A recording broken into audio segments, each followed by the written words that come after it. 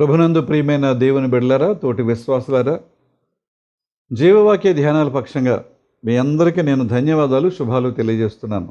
గత వారం అంతా ప్రభు మనల్ని కాపాడి క్షేమం ఇచ్చినందుకు దేవునికి వేలాది వందనాలు, స్తుతులు, కృతజ్ఞతలు మనందరి పక్షంగా నేను చెల్లిస్తున్నాను. వీక్షిస్తున్న మిమ్మల్ని అభినందిస్తున్నాను. మీ కుటుంబాలకు దేవుడు క్షేమాన్ని, నెమ్మదిని దయచేయాలని కోరుతున్నాను, అభివృద్ధిని కలిగించాలని ఆశిస్తున్నాను. అదే సమయంలో మీరు క్రొత్త వారికి పరిచయం చేస్తున్నందుకు మిమ్మల్ని మనసారా నేను అభినందిస్తూ ఈరోజు ధ్యానవాక్య భాగంగా యోహాను సువార్త 12వ అధ్యాయం 3వ వచనాన్ని ధ్యానం చేద్దాం. అప్పుడు మరియ మిక్కిలి విలువగల అచ్చ జటామాంసి ఎత్తరు ఒక సేరున్నర ఎత్తు తీసుకుని యేసు పాదములకు పూసి తన తల వెంట్రుకలతో ఆయన పాదములను తుడిచెను. ప్రార్థన.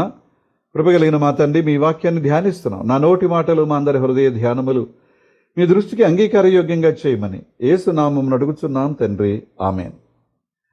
ప్రియులారా, ఈరోజు మనం వినేటువంటి వాక్యానికి దేవుని ఎదుట దాక్కోవద్దు, దేవుని ఎదుట దాక్కోవద్దు అనే చిన్న క్యాప్షన్తో దేవుని వాక్యాన్ని వినే ప్రయత్నం చేద్దాం. ఈ వాక్య భాగం చాలాసార్లు విన్నాం, దేవాలయాల్లో, బయట, మన సంఘాల్లో. నేను కూడా ఇంతకుముందు ఒక 2 పర్యాయాలు నాకు గుర్తున్నంత వరకు, ఎందుకంటే ఇది 267వ ఎపిసోడ్ ఇది. అంచేత ఇంతకుముందు ఒక 2-3 సార్లు ఇదే వాక్యాన్ని ప్రస్తావించాను అని నాకు జ్ఞాపకం వస్తుంది. కానీ మరొక అవకాశం దేవుడిచ్చాడు. అదేంటంటే దేవుని ఎదుట దాక్కోవద్దు అనే క్యాప్షన్తో ఈరోజు ఈ వాక్యాన్ని ధ్యానించే ప్రయత్నం మనం చేద్దాం. ఎందుకంటే మనకి కొన్ని భయాలు ఉన్నాయి, చాలా భయాలు ఉంటాయి. ఎవరి భయం వారు చెప్పుకోలేని భయాలు కొన్ని ఉన్నాయి. అయితే అన్నిటికంటే పెద్ద భయం ఏంటంటే నన్ను నేను బహిర్గతం చేసుకోలేను. మీకు అర్థమైంది అనుకుంటున్నాను. నేను లేని విషయాలు ఉన్నట్టుగా ప్రయత్నం చేస్తాం. ఏమంటే ఏమీ లేకపోయినా ఉన్నట్టుగా, దర్పంగా, బోల్డంత బ్యాంక్ బ్యాలెన్స్ ఉన్నట్టు, లేదా బంగారం ఉన్నట్టు. నేను విమర్శించలేదు సుమా ఎవరిని, కానీ లేనిది ఉన్నట్టుగా ప్రయత్నం చేస్తాం మనం.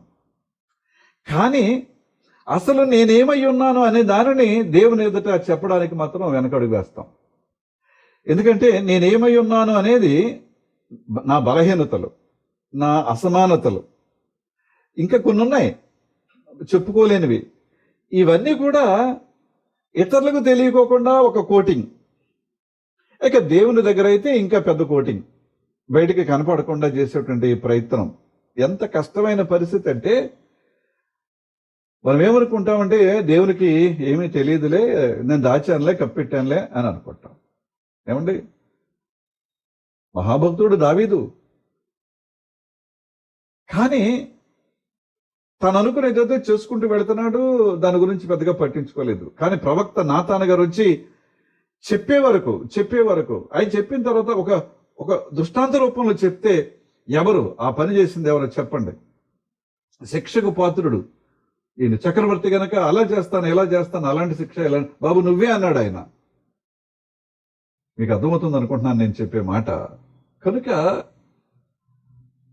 దైవ దృష్టి మన మీద ఉంది. దేవుని యొక్క దృష్టిలో మనల్ని మనం దాచుకోవటం అది పెద్ద పాపం అవుతుంది, అది పెద్ద పొరపాటు అవుతుంది అనే విషయాన్ని మర్చిపోవడానికి వీల్లేదు. ప్రియమైన దేవుని బిడ్డలారా, మరియా యేసయ్య పాదాలను కన్నీళ్లతో కడిగి తల వెంట్రుకలతో తుడిచి తను తెచ్చిన విలువైన అత్తరు ఆయన పాదాలకు పూసినటువంటి సంఘటన చాలాసార్లు విన్నాం, చదువుకున్నాం, ధ్యానం చేస్తున్నాం కదండి. అయితే మనందరి యొక్క తాపత్రయం ఎలా ఉంటుందంటే, మనం చూసే ప్రతి ఒక్కరూ మనల్ని మంచివాళ్ళు అని అనుకోవాలని మనం ఆశపడతాం, మనల్ని పొగడాలని ఆశపడతాం, అందరూ మన చుట్టూ తిరిగితే బాగుండని ఆశపడతాం, అందరూ కూడా నన్ను ఘనపరచాలని ఆశపడతా ఉంటాం. ప్రతి చిన్నదానికి నా పేరు చెబితే, ప్రకటన చేస్తే ఎంత బాగుండు. ఒకవేళ చేయలేదనుకోండి, చాలా నిజ్జోరు పడిపోయి నా పేరు ప్రస్తావించలేదు, నేను ఎంత చేశాను అంత చేశాను, కానీ అసలు కొంచెం కూడా నా పేరు ప్రస్తావించలేదని చాలా ఇబ్బంది పడేటువంటి పరిస్థితి మన జీవితాల్లో ఉంటుంది. ఈ వ్యక్తి మంచివాడు అని ముద్ర వేయించుకునేటువంటి తాపత్రయం చాలా, ఎన్నో ప్రయత్నాలు, నానా అవస్థలు, బాగా కనపడాలి కనుక ఇక ఆ బాగా కనపడే ప్రయత్నాలు ఏమిటో నేను వివరంగా చెప్పక్కర్లేదు, కానీ చాలా ప్రయత్నాలు చేస్తాం మనం. కొంచెం నాలాగా సామాన్ ఛాయలో ఉన్నటువంటి వారు బాగా బ్రైట్గా ఉన్నారు, ఇంకా బ్రైట్గా, బెస్ట్ అంటే ది బెస్ట్గా ఈ ప్రయత్నాలన్నీ చేస్తున్నాం కదా. ఏమండి, ఉన్న దాంట్లో ఒక కార్యక్రమం మంచి డ్రెస్, ప్రభు చెప్పారు కరెక్టే, బాబు పెండ్లి వస్త్రం లేకుండా పెండ్లి విందుకు ఎందుకు వచ్చావు నువ్వు అని అడిగారు, నేను ఒప్పుకుంటున్నాను. కానీ ఇంకా బాగా కనపడాలని, అందరూ మన వైపు చూడాలి, మన వైపు ఆకర్షింపబడాలనే తాపత్రయం, పురుషులైనా స్త్రీలైనా యవన బిడ్డలైనా సరే, రకరకాల ప్రయత్నాలు ఇంకా చాలా ఉన్నాయి. ఇవన్నీ తప్పు అని నేను అనడం లేదు, కానీ అసలు తప్పులు పాపాలు మన జీవితంలో ఉన్న వాటిని కప్పిపుచ్చుకునేటువంటి ప్రయత్నం కొరకు అది ఎన్ని రకాల ప్రయత్నాలు చేస్తున్నామో ఒకసారి ఆలోచించండి. అందుకనే దేవుని ఎదుట దాక్కోవద్దు. అప్పుడు దాకా ఫ్రీగా తిరిగారు, ఆయన రాక వరకు ఎదురు చూస్తున్నారు. ఆయన ఎప్పుడు వస్తే అప్పుడు ఆయనతో ఆ స్వరం విని ఇంకా ఆయనతో కలిసి ఆ తోటంతా విహరించేటువంటి పరిస్థితి మనం చూస్తాం. కానీ ఇవాళ ఎందుకు దాక్కున్నారు? ఎందుకు దాక్కోవలసి వచ్చింది? ఏదో జరిగింది, ఆ జరిగింది ఏదో దేవుని ఎదుట చెప్పొచ్చుగా. వాళ్ళు అప్పుడు దాకా దాన్ని చెడు అనుకోలేదు, సరే ఏదో జరిగింది, తిన్నారు, ఆ తర్వాత తప్పు అని తెలిసింది. ఆ తప్పు ఏంటంటే వీళ్ళు దిగంబరులుగా ఉన్నారని అర్థమైంది. దేవా, మీరు చెప్పింది మేము చేయలేకపోయాం, అనుకున్నది జరగలేదు, పొరపాటు అయిందని ఒక మాట అనొచ్చు కదా, దాక్కున్నావు. ఇది అంతే దాక్కోవటమే. యోధా స్త్రీలు జుట్టు విరబోసుకుని ఎక్కడా కనిపించరు.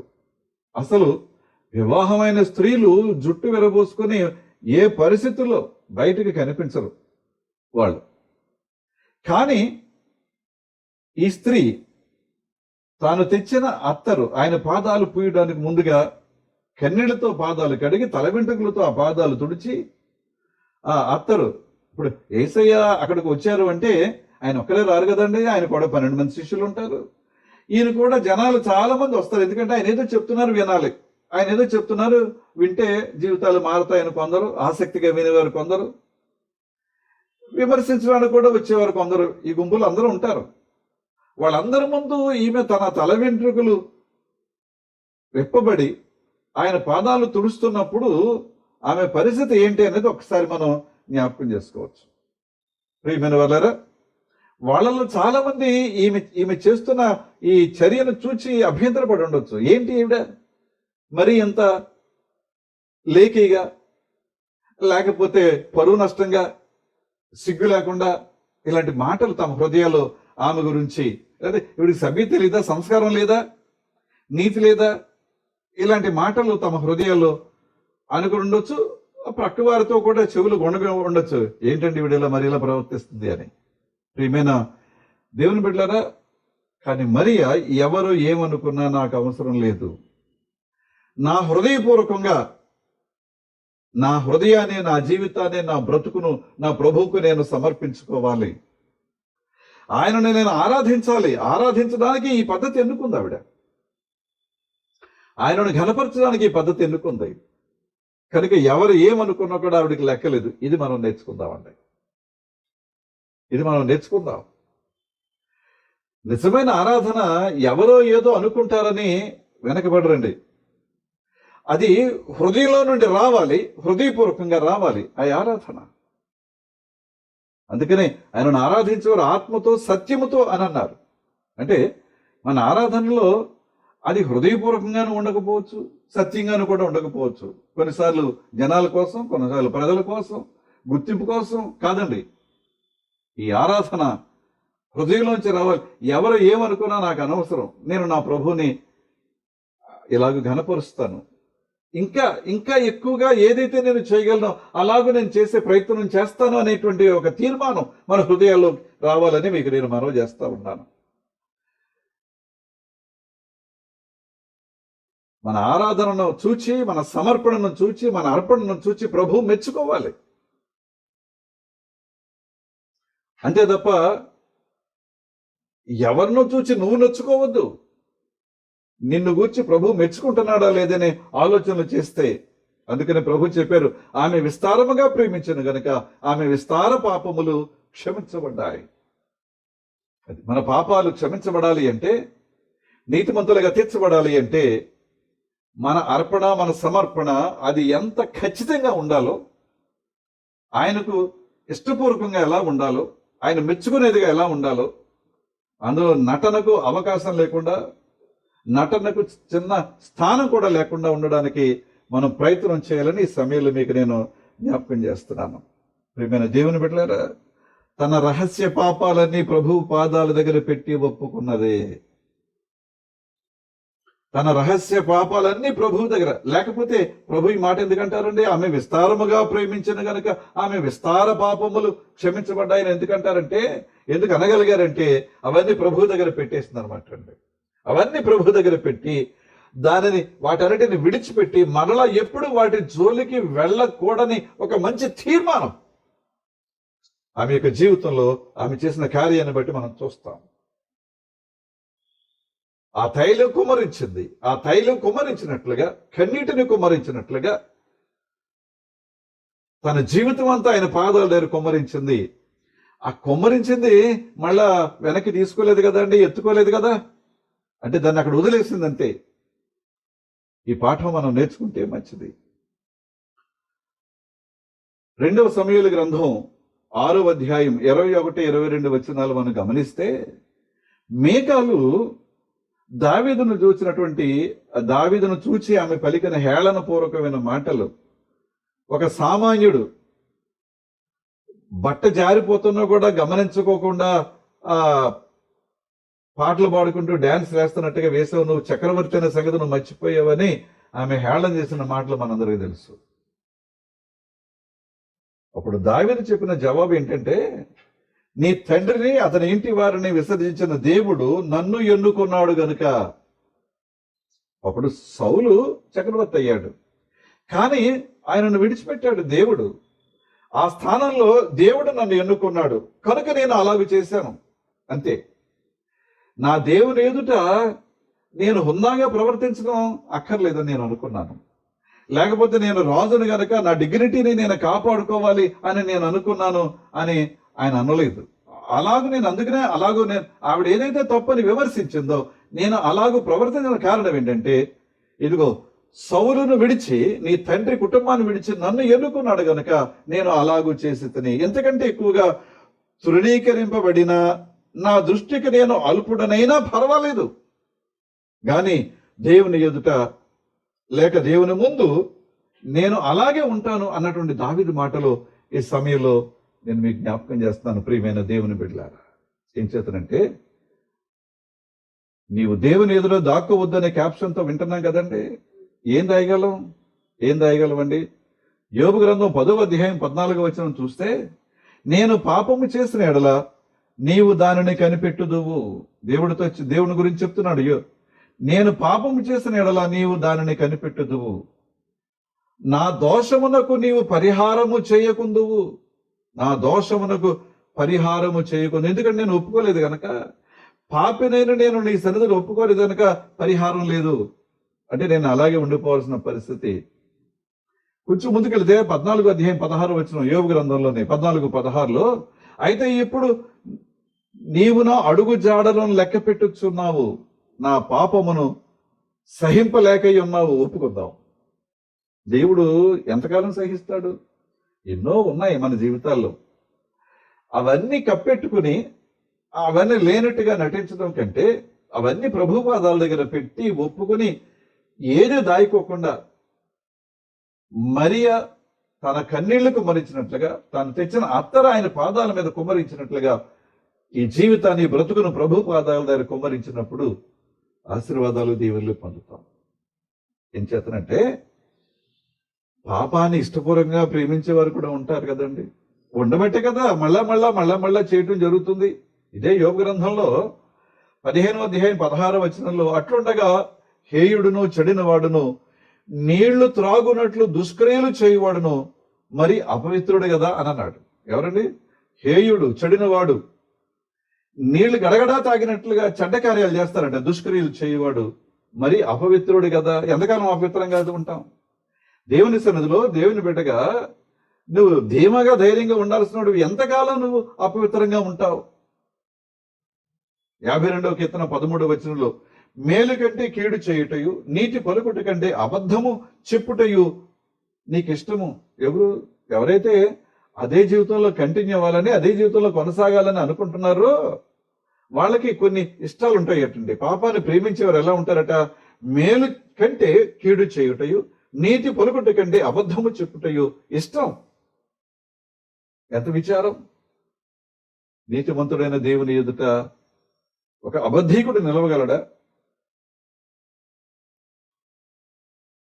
నీతిమంతుల మార్గము యెహోవాకు తెలుస్తుంది, దుష్టుల మార్గము నాశనముకు నడిపించుననే మాట మనందరికీ తెలుసు కదండి, తెలుసు కదా. అందుకనే సామెతల గ్రంథం 2వ అధ్యాయం 14వ వచనంలో వారి గురించి చెప్పబడిన మాట ఏంటంటే, కీడు చేయ సంతోషించుదురు, అతి మూర్ఖుల ప్రవర్తన యందు ఉల్లసిస్తారు. బాగుంటది కానీ నష్టపోతాం. పాపం అంటే ఏంటండి? పాపం అంటే దేవుని నుండి మనల్ని మనం దూరం చేసుకోవటం, దేవుని నుండి మనం దూరపరచబడటం. పాపం అనే మాటకి ఒక అర్థం, దేవుని నుండి మనల్ని మనం దూరపరచుకోవటం. పాపం దేవుని నుండి మనల్ని దూరం చేస్తుంది, దేవునికి మనకి మధ్యలో ఉన్న ఆ సంబంధాన్ని చెడగొడుతుంది పాపం. నిర్గమకాండం 33వ అధ్యాయం 3వ వచనం చూస్తే, మీరు లోబడనొల్లని ప్రజలు గనక నేను మీతో కూడా రాను. ఖచ్చితంగా చెప్తున్నాడు ఆయన, మీరు లోబడనొల్లని ప్రజలు గనక నేను మీతో కూడా రాను. దేవుడు మనతో రాకపోతే, ఆయన మన జీవితాన్ని నడిపించకపోతే పాట పాడుకోవాలి, రాత్రంతా శ్రమ పడ్డాను ప్రభువా, రాలేదు, ఏమీ దొరకలేదు. అదా? కాదు కదా. మీరు లోబడనొల్లని ప్రజలు గనక నేను మీతో రాను, త్రోవలో మిమ్మల్ని సంహరించుదనేమో అని మోషేతో చెప్పాను. ఎంత కోపం అంటే, ఒకళ్ళ దారిలోనే మిమ్మల్ని నేను చంపేస్తానేమో.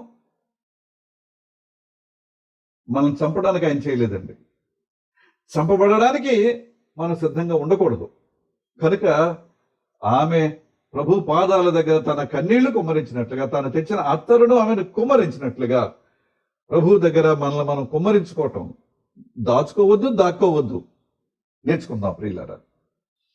యెహోషువ గ్రంథం 7వ అధ్యాయం 11, 12 వచనాలు జ్ఞాపకం చేస్తున్నాను. ఇశ్రాయేలీయులు పాపము చేసి ఉన్నారు, నేను వారితో చేసిన నిబంధనను వారు మీరి ఉన్నారు. శపితమైన దానిని కొంత తీసుకుని దొంగిలి బొంకి తమ సామానులో ఉంచుకుని ఉన్నారు. దేవుడు బయలుపరిచాడు ఆకాను విషయంలో. ఒప్పుకోవాలి కదా.